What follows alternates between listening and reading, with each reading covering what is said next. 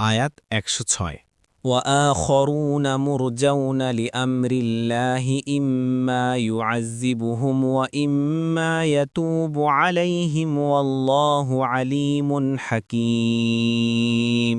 অনুবাদ: আর আল্লাহর আদেশের প্রতীক্ষায় অপর কিছু সংখ্যক সম্পর্কে সিদ্ধান্ত পিছিয়ে দেওয়া হল। তিনি তাদেরকে শাস্তি দেবেন না ক্ষমা করবেন।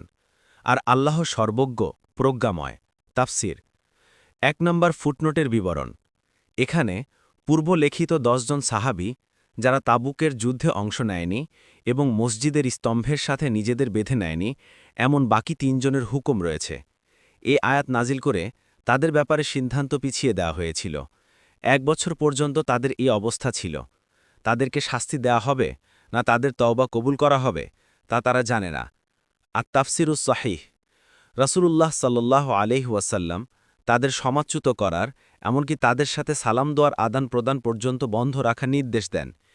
এ ব্যবস্থা নেয়ার পর তাদের অবস্থা শুধরে যায় এবং তারা ইখলাসের সাথে অপরাধ স্বীকার করে তওবা করে নেন। ফলে তাদের জন্য ক্ষমার আদেশ দেয়া হয়, যার আলোচনা অচিরেই আসবে।